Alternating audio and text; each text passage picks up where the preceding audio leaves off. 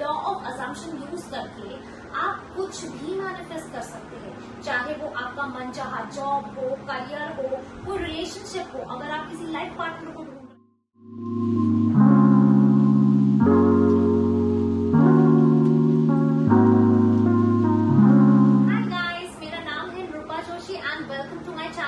जो लोग ऑलरेडी मेरे चैनल को सब्सक्राइब कर चुके हैं, thank you so much for your continuous love and support. And जो लोग अभी अभी आए हैं, welcome to my channel.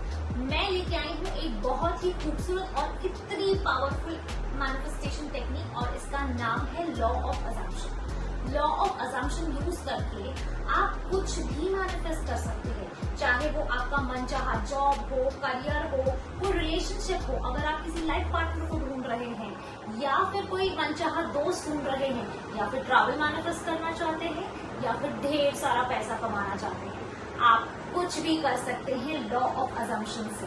So video के एंड तक बने रहिए। मैं आपको ये टेक्निक बहुत आसानी से समझाऊंगी और आप इसे कैसे यूज करके अपनी ड्रीम लाइफ अचीव कर सकते हैं, ये सब मैं बताने वाली हूँ। सो लॉ ऑफ अजम्पशन की टेक्निक नेविल गोडार्ड बहुत ही फेमस मेटाफिजिक्स के टीचर थे, इनकी है। और इसके लिए हमको जाना पड़ेगा 1933 के अंदर। 1933 में उस टाइम पे ग्रेट डिप्रेशन चल रहा था और नेविल गोडार्ड न्यूयॉर्क में रह रहे थे। उस समय उन्हें जाना था बारबेडोस, जहाँ पे उनका घर था। लेकिन नेविल गोडार्ड के पास ना तो नौकरी थी, ना कोई पैसा था। तो जाते तो वो कैसे जाते? तो उन्होंने अपनी ये तकलीफ जाके अपने मेंटोर और दोस्त अब्दुल्ला को बताई। अब अब्दुल्ला ने नेविल गोडार्ड को उस समय क्या कहा पता है?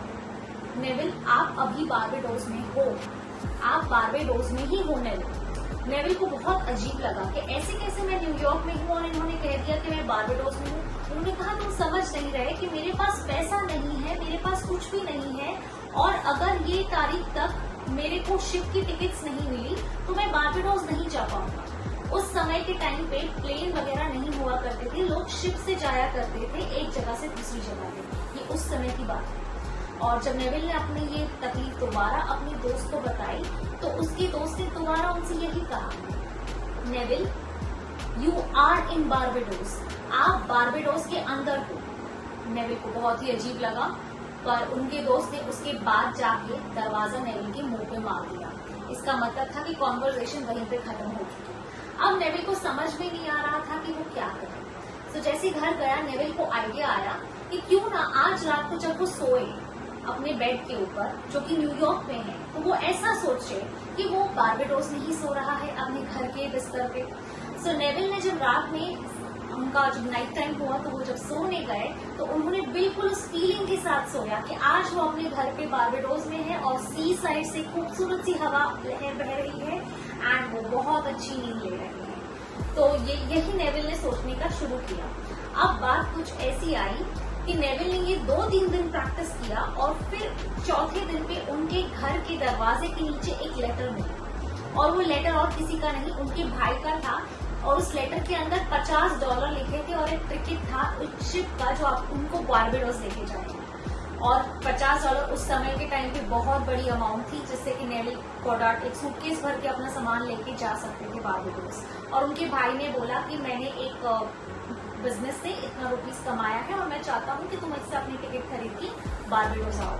तो नेविल ने टिकट तो खरीद ली जब, लेकिन शिप के लिए जब वो गए तो उनको कहा गया कि जो टिकट है आपको स्टीयरेज की मिलेगी, फर्स्ट क्लास की नहीं मिलेगी। स्टीयरेज यानी शिप के टाइम पे इतनी कंफर्टेबल जगह नहीं, जैसे हमारे प्लेन्स में इकोनॉमी होती है, ठीक उसी तरह शिप्स में भी स्टीयरेज उस टाइम पे हुआ करता था, जो कि इतना कंफर्टेबल नहीं था वो जगह। और नेविल को जाना था फर्स्ट क्लास, पर उन्होंने कहा कोई बात नहीं, टिकट तो मिल गई, क्योंकि वो टिकट मिलना भी इम्पॉसिबल था बिना पैसों के, बट नेविल को मिल चुका था।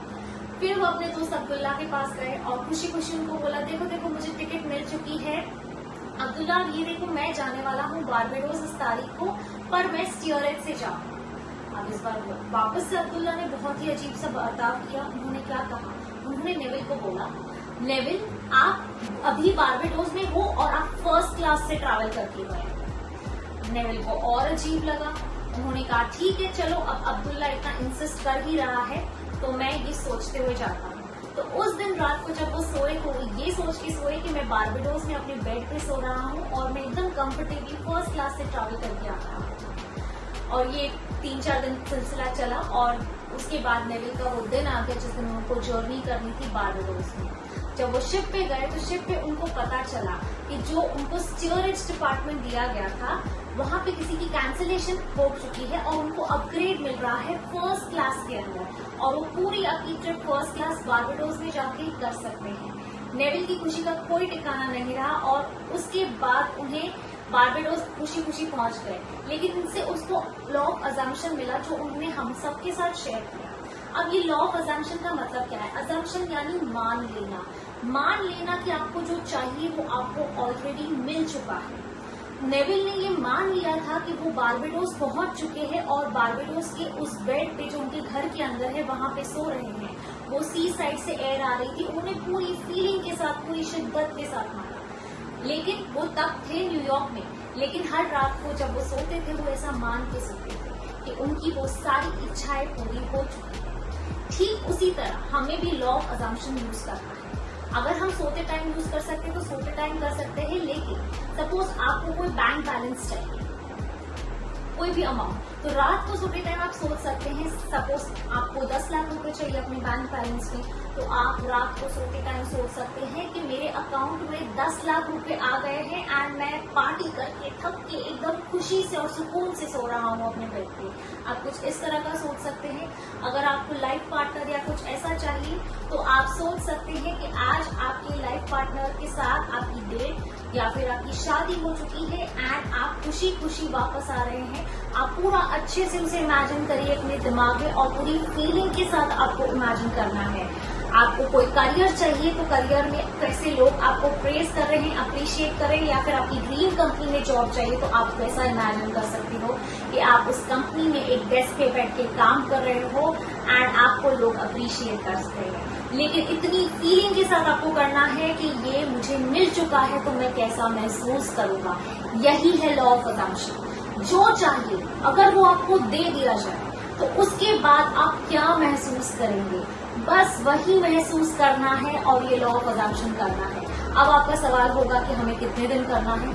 जब तक आप वो फीलिंग को महसूस करते रहेंगे, जब तक आपको लग रहा है कि फीलिंग महसूस करने में मजा आ रहा है, तब तक करना है। उसके बाद छोड़ देना है, यूनिवर्स को सरेंडर करना है, क्योंकि यूनिवर्स आपकी डिजायर ऑलरेडी पूरी कर चुका है एंड डिवाइन टाइमिंग पे आपको वो डिजायर आपके सामने प्लेटर में रख के रख दी जाएगी। सो ये लॉ ऑफ नेविल गोडार्ड की एक खूबसूरत सी लॉ ऑफ अजम्पशन की टेक्निक है। अगर आपको आज का वीडियो अच्छा लगा एंड आप ये यूज करने वाले हैं तो मुझे कमेंट सेक्शन में जरूर बताएं।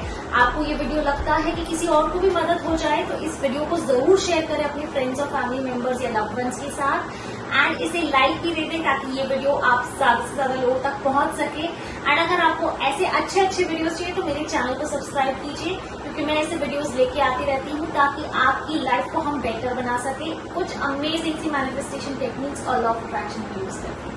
Thank you so much guys for watching this. Bye.